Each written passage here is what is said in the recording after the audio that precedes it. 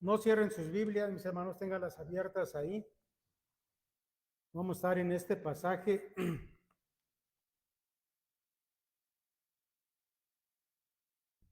Mire, quiero que hagamos un breve marco para ponernos en el contexto de lo que vamos a hablar el día de hoy. Quiero decirle que si tiene su Biblia abierta, vaya por favor allá al capítulo 20, solamente para que vea a partir del verso 29.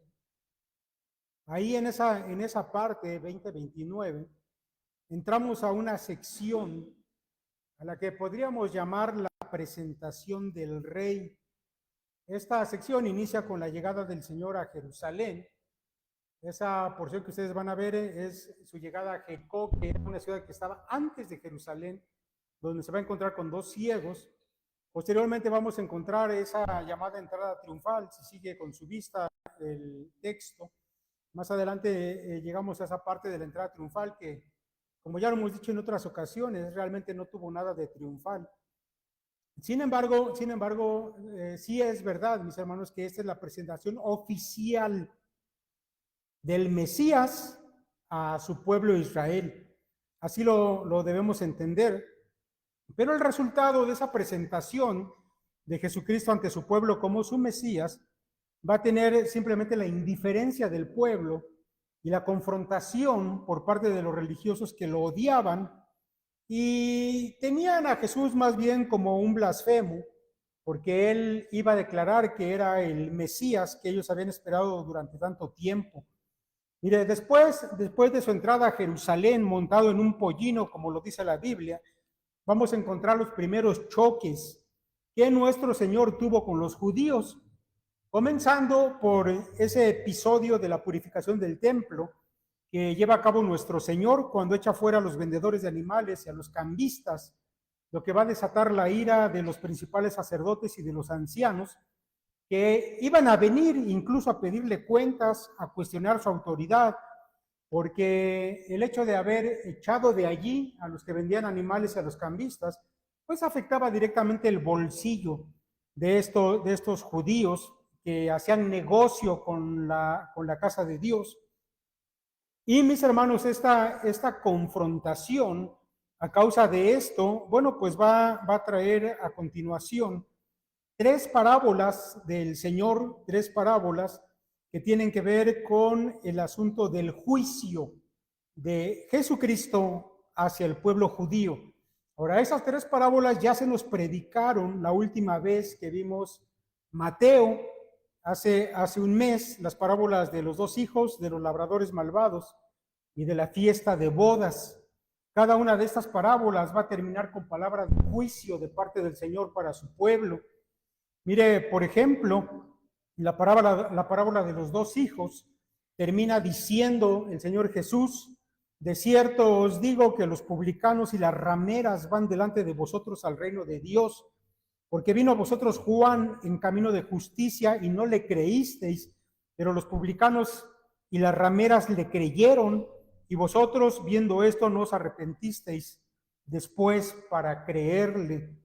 La parábola de los labradores malvados también termina con palabras de juicio de parte del Señor. Dice Jesucristo: por tanto os digo que el reino de Dios os es quitado de vosotros y será dado a gente que produzca los frutos de él, y el que cayere sobre esta piedra será quebrantado, y sobre quien ella cayere será desmenuzado. La parábola de la fiesta de bodas, que también se nos predicó en la ocasión anterior, el Señor Jesús termina diciendo: entonces el rey dijo a los que servían: atadle de pies y manos y echadle en las tinieblas de afuera. Allí será el lloro y el crujir de dientes, porque muchos son llamados y pocos escogidos. Ahora, mis hermanos, en respuesta a esto, en respuesta a estas parábolas que los religiosos entendieron perfectamente, incluso los políticos judíos también lo entendieron y se preocuparon. Bueno, resulta que ellos planearon darle una respuesta a Jesús, y el propósito final era que pudieran finalmente deshacerse de él, matarlo, y para eso era necesario que le expusieran primero como un falso maestro y un falso Mesías delante del pueblo que le protegía. Y esto nos va a llevar, mis hermanos, a esa especie de paralelismo que nos plantea Mateo. 3 parábolas de juicio se corresponden con 3 veces que los judíos confrontaron al Señor para tentarle, para evidenciarlo y para desacreditarlo delante del pueblo. Vamos a comenzar, mis hermanos, con la primera de esas confrontaciones, que es una pregunta acerca del pago de impuestos, y que tenemos ahí a partir del versículo 15 del capítulo 22, donde leemos: entonces se fueron los fariseos y consultaron cómo sorprenderle en alguna palabra, y le enviaron los discípulos de ellos con los herodianos, diciendo: Maestro, sabemos que eres amante de la verdad y que enseñas con verdad el camino de Dios y que no te cuidas de nadie porque no miras la apariencia de los hombres. Dinos, pues, ¿qué te parece? ¿Es lícito dar tributo a César o no? Pero Jesús, conociendo la malicia de ellos, les dijo: ¿por qué me tentáis, hipócritas? Mostradme la moneda del tributo. Y ellos le presentaron un denario. Entonces les dijo: ¿de quién es esta imagen y la inscripción? Le dijeron: de César. Y les dijo: dad pues a César lo que es de César y a Dios lo que es de Dios. Oyendo eso se maravillaron y dejándole se fueron. Mira, la primera pregunta la van a plantear los fariseos por medio de sus discípulos, lo cual es una artimaña para evitar ser tan evidentes en sus planes. Pero a este grupo de discípulos de los fariseos se va a unir otro grupo que aquí Mateo los llama los herodianos. Ahora, estos dos grupos eran antagonistas, es decir, que tenían ideas completamente opuestas. Como lo expresa el profesor bíblico Luis A. Barbieri en su comentario a Mateo, dice lo siguiente: los fariseos eran los puritanos de la nación que se oponían a Roma y a todos sus intentos de inmiscuirse en el estilo de vida judío. Por su parte, los herodianos apoyaban activamente el gobierno de Herodes el Grande y aceptaban que se cambiaran las leyes conforme Roma lo dictara, pero esos temas eran menos importantes que el asunto apremiante de deshacerse de Jesús. Por ello, enviaron una delegación para intentar engañar al Señor. Así que por un lado estaban los fariseos, que eran los conservadores, que se oponían a Roma, y por otro lado los que estaban a favor del Imperio Romano, de manera que eran opuestos, pero en esta ocasión tenían un objetivo común, que era destruir al Señor, y por lo cual esto va a hacer que se unan y vengan con una pregunta para poner una trampa al Señor. Debo decirles que es una trampa bien planeada, como lo vamos a ver a continuación. La pregunta con que intentan entrapar al Señor es la siguiente, se los leo de la Nueva Traducción Viviente. Dice: Maestro, dijeron, sabemos lo honesto que eres. Enseñas con verdad el camino de Dios. Eres imparcial y no tienes favoritismos. Ahora bien, dinos, ¿qué piensas de lo siguiente? ¿Es correcto que paguemos impuestos al César o no? Mire, de manera hipócrita y con adulaciones vienen a plantear su pregunta, pero eso lo hacen con toda intención. No sé si usted se ha dado cuenta que cuando se adula a una persona, se exalta con algunas características que son favorables a esa persona. Bueno, resulta que la persona a veces se lo cree, se siente lo que le están diciendo, y si a continuación usted le da la oportunidad de probar lo inteligente que es esa persona, lo conocedora que es, a veces se va a precipitar por querer responder lo que usted le pregunte. Ellos habían planeado esta manera de acercarse a Jesús, de manera que después de adularlo como un maestro conocedor, imparcial, le lanzan una pregunta trampa. Ahora, mire, el impuesto al que se refieren ellos cuando preguntan al Señor Jesús, déjeme comentarle que era un tributo anual que Roma cobraba a sus súbditos. Anualmente se imponía un impuesto a la tierra de 1/10 del grano y 1/5 del vino y el aceite que estos producían, así como un impuesto de un 1% sobre los salarios. Además, que también se cobraban impuestos de aduana sobre las mercancías y se recaudaban estos en los puertos y los grandes cruces de caminos. Ese era el impuesto anual al que se estaban refiriendo aquí y que le llaman el tributo que pagaban al César. Pero déjeme decirle algo que es importante. Mire, a cambio de esto, a cambio de este tributo, Roma ofrecía múltiples beneficios para los que vivían en el imperio. Beneficios como caminos seguros. Y esto, mis hermanos, era algo importante porque antes de que el Imperio Romano gobernara todo este extenso territorio, emprender un viaje a algún lugar lejano pues era riesgoso. Usted exponía su vida a manos de los ladrones, que no solamente le despojaban de sus bienes, sino que además le podían golpear y hasta matar. Pero cuando viene Roma, pues ellos van poniendo guardias romanas a lo largo de los caminos, de manera que se volvieron seguros, y esto era gracias a este imperio que les cobraba un impuesto para poder costear el pago de los soldados. Pero no solamente era eso, sino que Roma también había construido acueductos para surtir a las diferentes regiones del imperio. También, aparte de eso, contamos con la famosa Pax Romana. Tal vez usted ha escuchado ese término, un término en latín, que habla simplemente de que cuando Roma comenzó a gobernar, pues las guerras terminaron, porque esos pequeños reinos que siempre estaban luchando, siempre estaban peleando, cuando Roma llega y impone su poderío, ya no existen más esas pequeñas guerras constantes en las que estaban, de manera que efectivamente Roma había traído beneficio a la gente que vivía en ese imperio. Sin embargo, como dice el famoso predicador John MacArthur, aunque el tributo pudo no haber sido el impuesto más costoso para la mayoría de las personas, era el que más molestaba a los judíos, quizás porque se consideraban pertenencia personal de Dios y no del César. Es decir, que los judíos podían pensar para ellos mismos cómo iba a ser posible que ellos, siendo súbditos del Dios vivo y verdadero, ahora tenían que pagar tributos como súbditos del César y pagarle impuestos a Roma. Mire, la trampa de esta pregunta, que era una pregunta que a ellos mismos les molestaba y que ahora le iban a traer delante del Señor para hacerlo caer, la trampa estaba en el hecho de que contestara lo que contestara el Señor, se iba a ver comprometido, ya fuera como un traidor a Dios y al pueblo judío, o como un sedicioso en contra del imperio romano. Mire, por un lado, si el Señor decía que debían pagar el impuesto romano, iba a quedar como un traidor delante de todo el pueblo que lo admiraba hasta este momento y lo seguía. Y si él perdía esa admiración de parte del pueblo, pues sus enemigos judíos iban a poder venir y apresarlo y ejecutarlo sin que el pueblo se interpusiera para evitarlo. Porque recuerde usted que si los judíos no venían a apresar a Jesús, echarle mano, era porque le tenían miedo al pueblo que seguía al Señor. Que si venían a apresarlo, el pueblo se iba a levantar en contra de ellos. Pero si lo desacreditaban delante del pueblo, iban a poder echarle mano sin ningún obstáculo.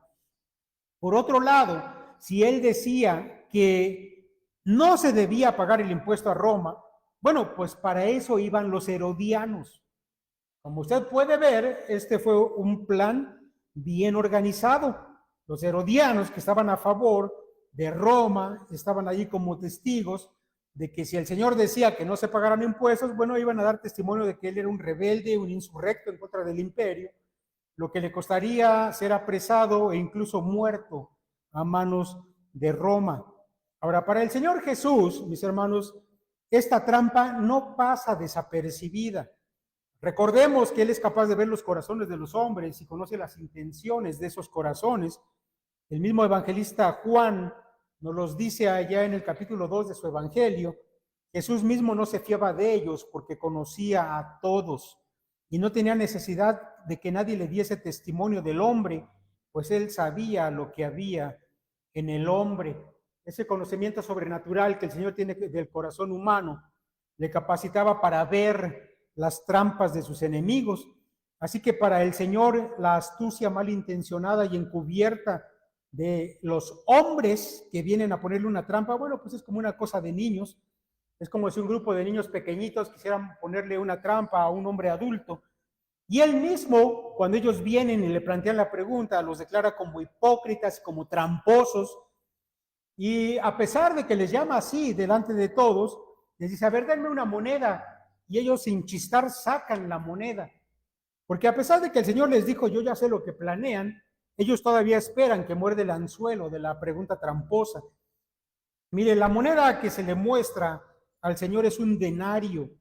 Esa moneda llevaba la imagen de César y llevaba además una inscripción que se sabe, la inscripción decía Tiberio César Augusto, hijo del divino Augusto.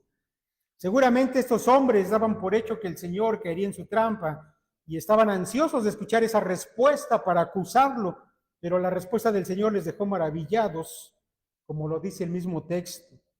Les preguntó, ¿a quién pertenece la imagen y el título grabados en la moneda? Al César contestaron, bien, dijo, entonces den al César lo que pertenece al César y den a Dios lo que pertenece a Dios. La respuesta del Señor es extraordinaria porque en la mente de estos hombres parecía que no podía haber una salida, lo que él contestara lo iba a acusar, pero resulta que no fue así.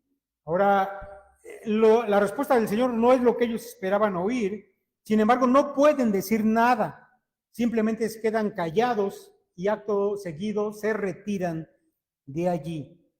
Pero, mis hermanos, al respecto de la respuesta del Señor, nosotros podemos decir todavía algunas cosas. Primero, que no es tan simple como parece, porque yo creo que después de haber escuchado esta respuesta del Señor tantas veces y a veces haberla citado incluso, llega a parecernos un poco simple por conocida, pero no lo es así.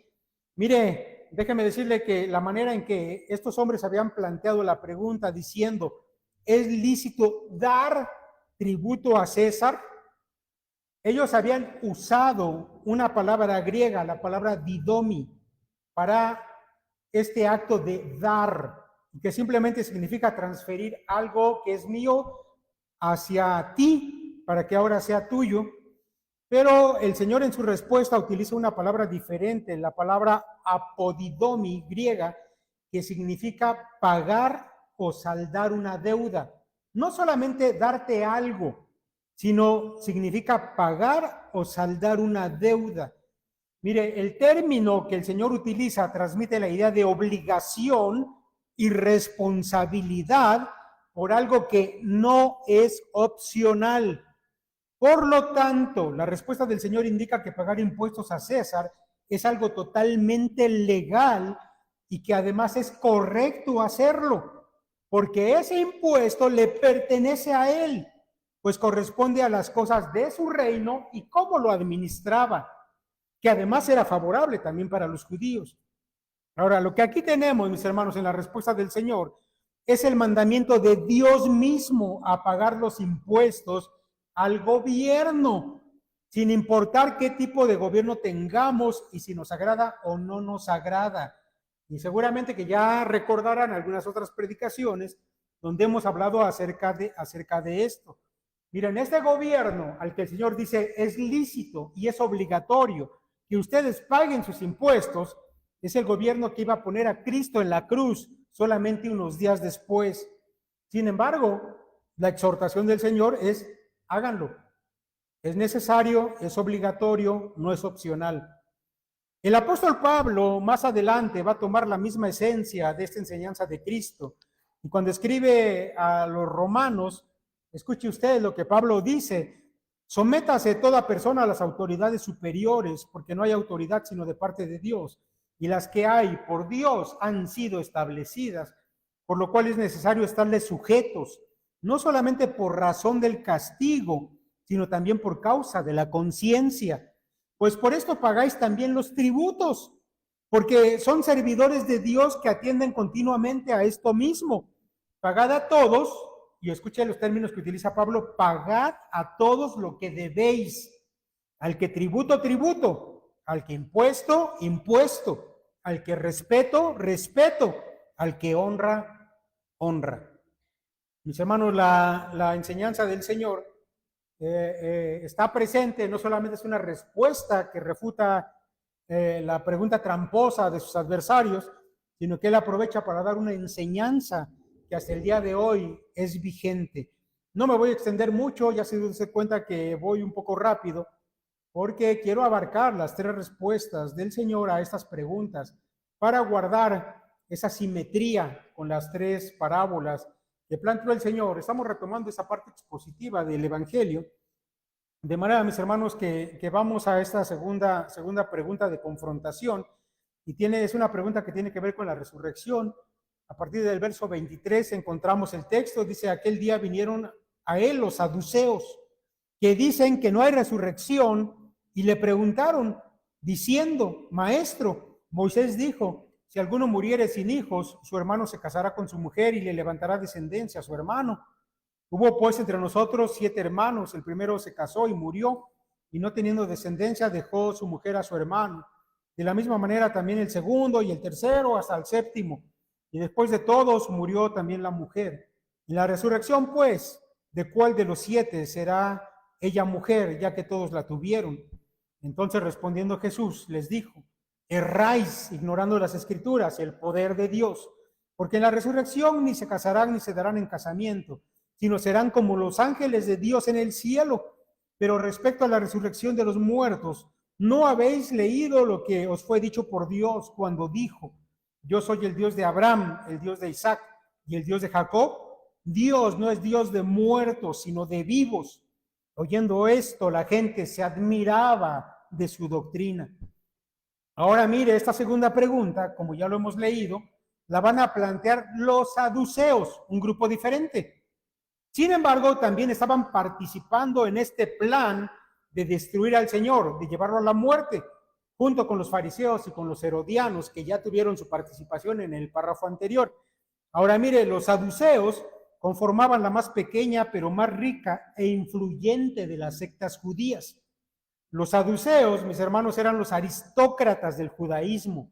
Tenían el control mayoritario del templo y la operación del sacerdocio. El sumo sacerdote y los principales sacerdotes casi invariablemente eran saduceos, como lo era la mayor parte de los ministros del Sanedrín, el máximo consejo judío. Ahora, estos eran los líderes de su tiempo, porque decían que no hay resurrección, ni ángeles, ni espíritus. Estos eran los liberales religiosos de su tiempo, ¿sí? Ellos eran los escépticos. En tanto que los fariseos, los esenios, por ejemplo, que eran otras de las sectas judías, ellos sí creían en una vida después de la muerte, creían en los ángeles, creían en el espíritu, creían en la resurrección. Los saduceos no, ellos eran los intelectuales, los que ponían en tela de duda todo esto.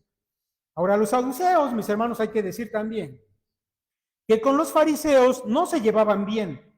De hecho, a menudo tenían discusiones a causa de sus diferencias de interpretación acerca de la ley. Y resulta, mis hermanos, para entender esto, resulta que por alguna razón los saduceos daban una prioridad por encima de todo el resto del Antiguo Testamento a los escritos de Moisés. Es decir, ellos parecía que solamente estaban enfocados en el Pentateuco, los primeros 5 libros del Antiguo Testamento. Y su interpretación de estos escritos era de una manera completamente literal. Era por causa de que Moisés no mencionaba nunca de manera literal el asunto de la resurrección, que ellos no la creían. Y en una de las discusiones clásicas entre saduceos y fariseos, los primeros habían retado a los segundos a dar evidencia de la resurrección basados en el Pentateuco, pero los fariseos no habían podido hacerlo hasta entonces. Apenas habían podido inventar alguna mala respuesta basados en retorcidas interpretaciones de algunos textos de la ley, lo cual, por supuesto, no era aceptado por los saduceos, que se burlaban en la cara de los fariseos porque lo intentaban y no podían responder a esta pregunta. Ahora, mis hermanos, yo no voy a enumerarle cuáles eran las respuestas de los fariseos. Sí las sé, las estuve investigando, y realmente eran respuestas retorcidas del texto, para intentar justificar que desde el Pentateuco se enseñaba la resurrección, pero simplemente eran malas interpretaciones.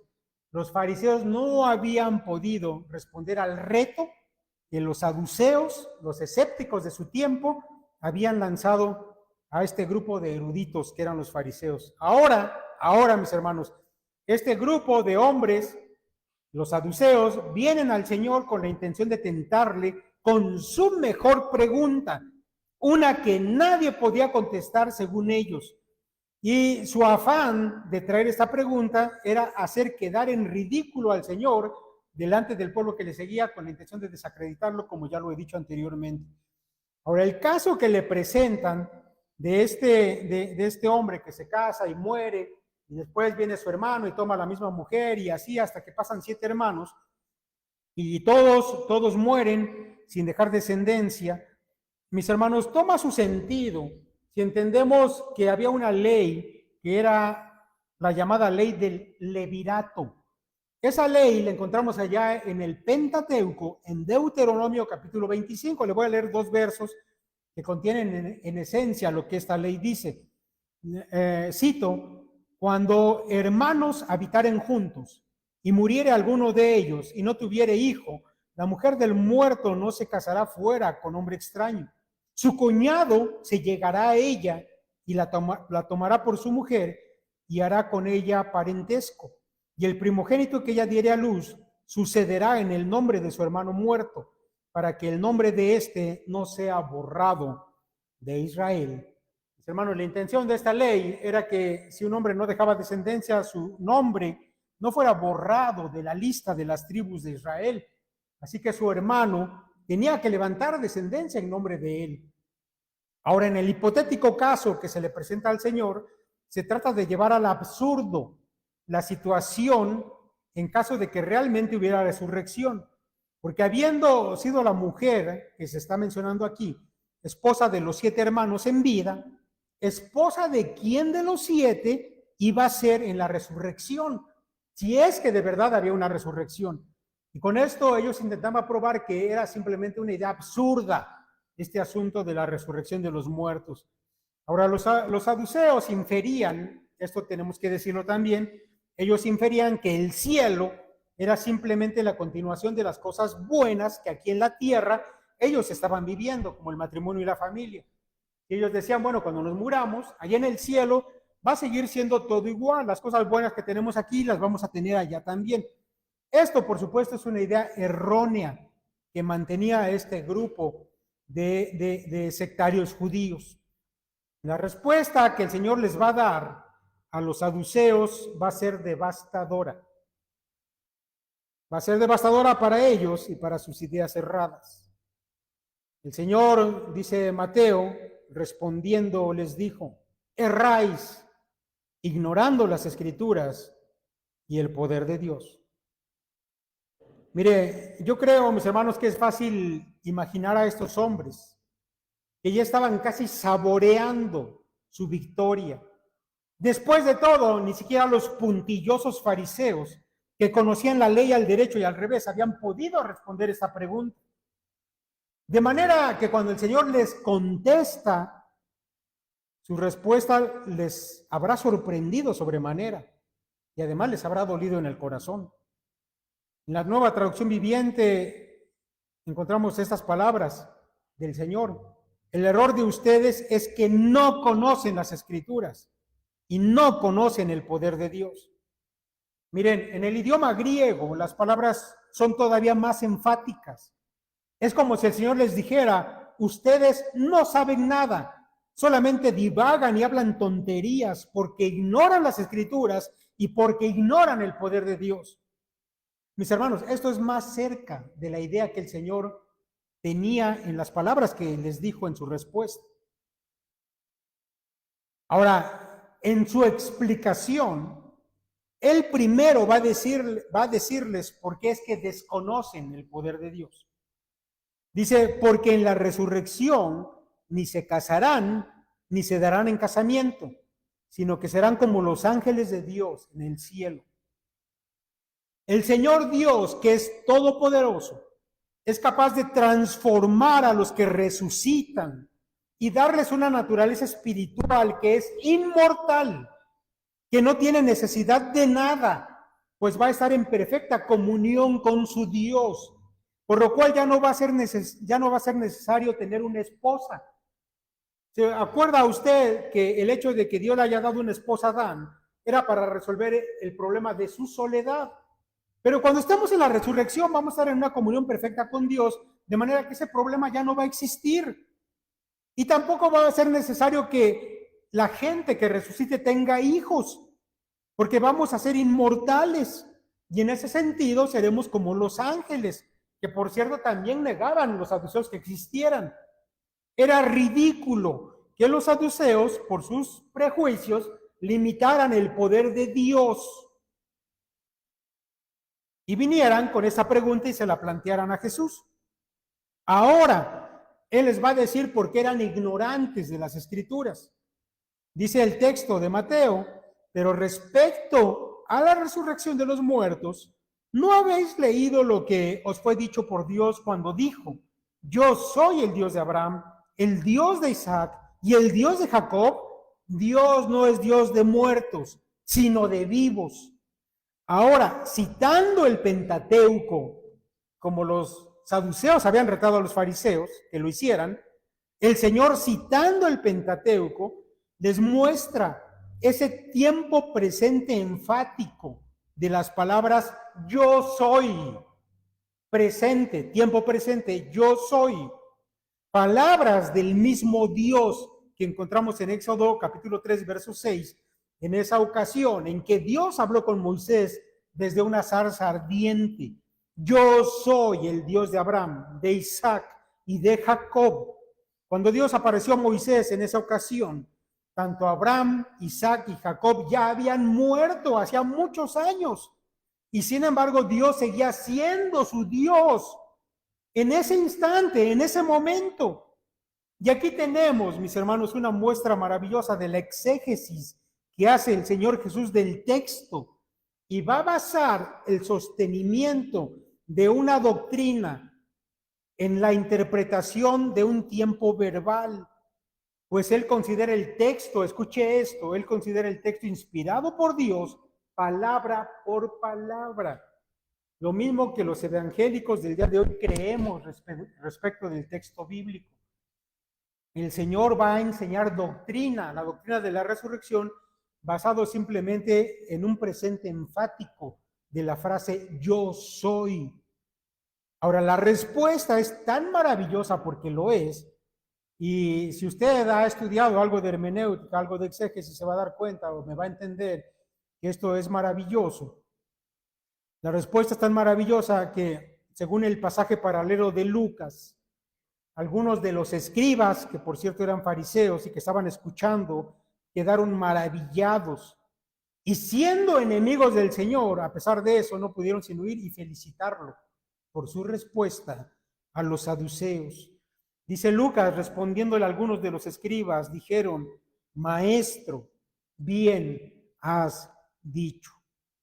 De manera que esta segunda respuesta, y la cual yo quisiera abundar mucho más, pero por cuestión de tiempo no lo puedo hacer, mis hermanos, demuestra el conocimiento perfecto que Jesús tenía de la ley, palabra por palabra. Y esto, mis hermanos, también es una muestra de su divinidad y de que él era verdaderamente el Mesías. Porque las profecías decían que cuando el Mesías viniera, él iba a enseñar al pueblo. Desafortunadamente lo está haciendo, porque el pueblo mismo y sus líderes le estaban confrontando para hacerlo caer. Pero el Señor, a pesar de eso, muestra su enseñanza perfecta, exacta de la palabra de Dios. Vamos pues, mis hermanos, a la última pregunta de confrontación, la pregunta acerca del gran mandamiento, y con esto vamos a terminar. Encontramos a partir del verso 34 lo siguiente. Dice, entonces los fariseos, oyendo que habían hecho callar a los saduceos, se juntaron a una. Y uno de ellos, intérprete de la ley, preguntó por tentarle, diciendo, Maestro, ¿cuál es el gran mandamiento en la ley? Jesús le dijo, amarás al Señor tu Dios con todo tu corazón y con toda tu alma y con toda tu mente. Este es el primero y grande mandamiento. Y el segundo es semejante: amarás a tu prójimo como a ti mismo. De estos dos mandamientos depende toda la ley y los profetas. Ahora, mis hermanos, es interesante cómo Mateo introduce esta siguiente confrontación con el Mesías, porque Mateo nos dice que los fariseos se reagruparon para realizar un nuevo ataque, porque sabían cómo el Señor le había cerrado la boca a los saduceos. Mire, la palabra griega phimó, que se utiliza aquí, significa literalmente poner bozal o amordazar a alguien. Y esto es lo que el Señor había hecho respecto a los saduceos.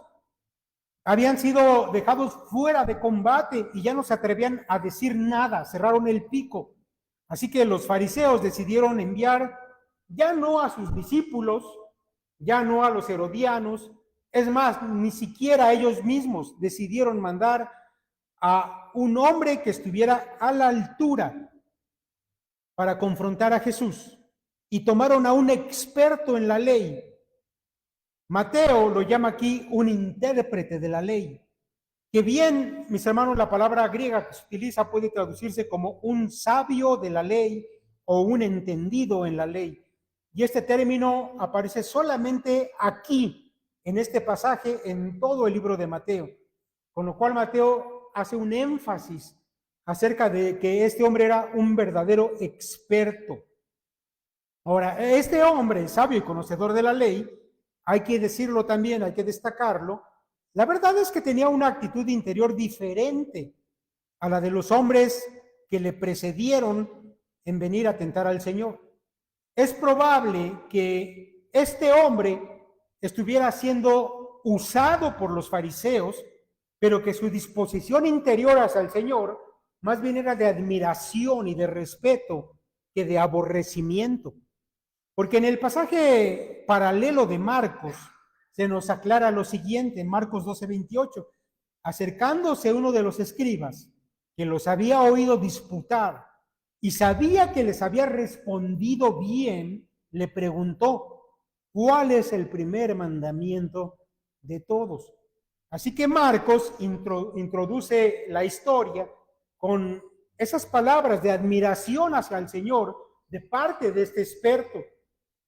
Gracias a la maestría de Jesucristo para responder a las preguntas tramposas que le habían hecho anteriormente. Ahora, este hombre va a plantear una pregunta que también era motivo de discusión dentro del mismo grupo de los fariseos. Mire, los fariseos habían tomado los 613 mandamientos de la ley y los habían dividido en 248 preceptos positivos y 365 preceptos prohibitivos. Y de estas dos divisiones, ellos discutían cuáles eran mandamientos prioritarios y cuáles eran mandamientos secundarios. Pero como resulta que los fariseos no se ponían de acuerdo al respecto, cada maestro de la ley solía tener su propia lista clasificatoria al respecto de eso. Es probable, mis hermanos, que cuando viene este experto de la ley a cuestionar al Señor, la pregunta no fuera solamente para ponerle una trampa, sino que incluso dentro de su corazón hubiera un deseo correcto de saber cuál era la respuesta de Jesucristo, dado que había mostrado una forma excelente de responder. Ahora, planteada la pregunta, ¿cuál es el más importante de todos los mandamientos? El Señor responde sin titubear: amarás al Señor tu Dios con todo tu corazón, con toda tu alma y con toda tu mente. Este es el primer mandamiento y el más importante. Y hay un segundo mandamiento que es importante también: amarás a tu prójimo como a ti mismo. Toda la ley y las exigencias de los profetas se basan en estos dos mandamientos, según la Nueva Traducción Viviente, lo que acabo de leer. Ahora, déjame decirle que la palabra hebrea ajev, que es usada para hablar de amar a Dios y de amar al prójimo, es una palabra hebrea que habla acerca de un amor activo.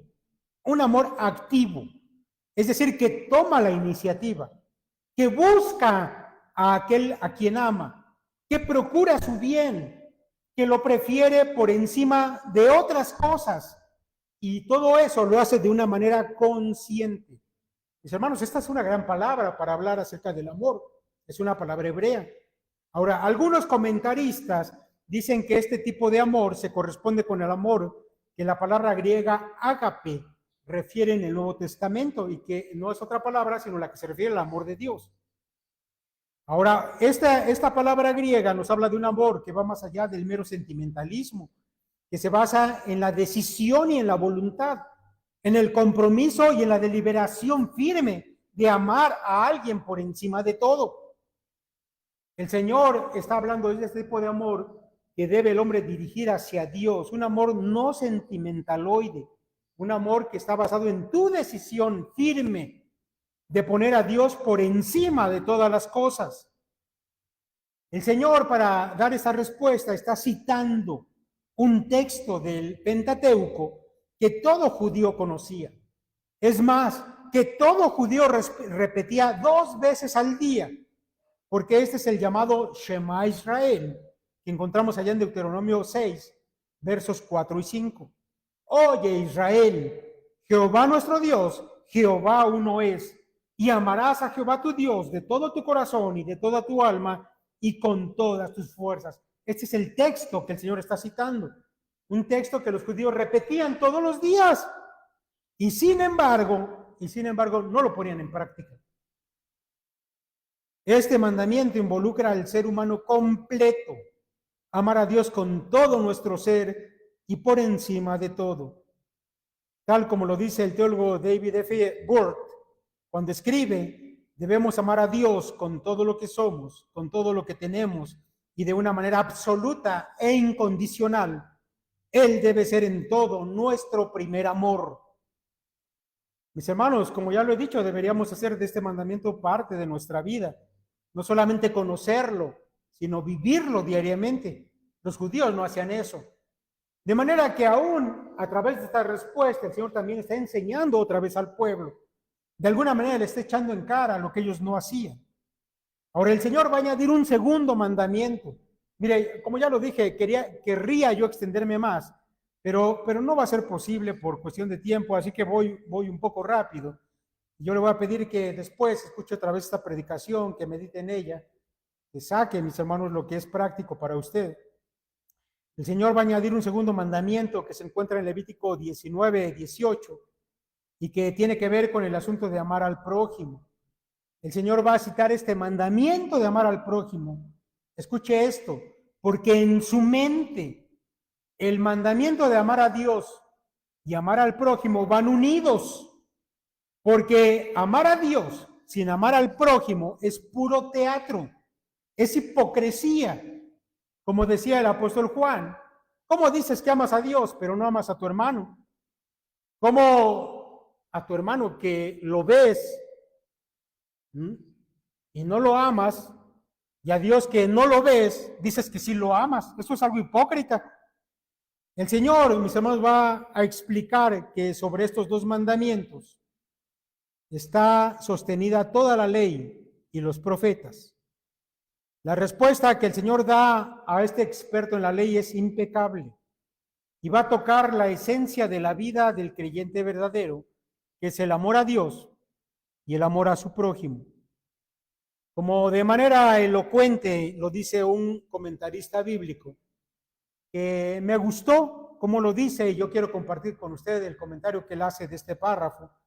Dice él: toda la ley y todos los profetas no son más que una gloriosa exposición de estos 2 preceptos. Quizá resulte difícil establecer una conexión entre los 2 grandes mandamientos y algunos de los preceptos menores, pero el espíritu de amor a Dios y al prójimo está presente en toda la legislación bíblica. Todas las escrituras del Antiguo Testamento tienen como su meta llevarnos a que podamos cumplir estos 2 mandamientos. También todo el propósito de la obra salvadora de Cristo es hacer que esos 2 mandamientos se hagan realidad en nosotros. Sin duda, lo más importante de estos 2 mandamientos es que pone el énfasis de nuestra vivencia y nuestras relaciones en la preeminencia del amor. la autenticidad de nuestra fe no se demuestra en nuestra ortodoxia doctrinal, tampoco en el ejercicio poderoso de dones espirituales, ni tampoco en el cumplimiento de prácticas religiosas. Todas estas cosas son buenas y necesarias, pero la única característica fehaciente de nuestra regeneración es el amor. Si decimos que seguimos a Jesús, debemos amar como Él amaba. Si decimos que tenemos el Espíritu, debemos demostrarlo amando, porque la primera manifestación de su fruto en nosotros es el amor. Si no amamos a Dios y a nuestro prójimo, todo en nosotros es vano. En última instancia, estamos demostrando que ni seguimos a Jesús, ni hemos nacido de nuevo. Fin de esta buena cita de este comentarista bíblico. Mis hermanos, resulta que después de esta charla entre el Señor y este experto de la ley, los fariseos ya no osaron enviar a nadie más, porque se dieron cuenta de que había un alto riesgo de que si enviaban a alguien más, iba a terminar haciéndose discípulo del Señor, como casi sucede con este escriba de este pasaje. Porque la manera en que el apóstol Marcos, en el pasaje paralelo de este pasaje de Mateo, termina el encuentro es revelador al respecto. Dice Marcos, entonces el escriba le dijo, bien, maestro, verdad has dicho, que uno es Dios y no hay otro fuera de él. Y el amarle con todo el corazón, con todo el entendimiento, con todo el alma y con todas las fuerzas y amar al prójimo como a uno mismo es más que todos los holocaustos y sacrificios. Jesús entonces, viendo que había respondido sabiamente, le dijo, no estás lejos del reino de Dios. Y ya ninguno osaba preguntarle. No dudaría, mis hermanos, que este escriba más adelante viniera a ser discípulo del Señor. La enseñanza de Cristo es maravillosa, sus respuestas son perfectas, lo cual es una muestra de su propia divinidad y conocimiento perfecto de la palabra de Dios. Mis hermanos, deberíamos nosotros ser más conocedores de la palabra. De hecho, el propósito de esas predicaciones de manera expositiva es que ustedes conozcan más el detalle y entiendan mejor la palabra de Dios. Yo los exhorto, mis hermanos, a que vuelvan a escuchar las predicaciones.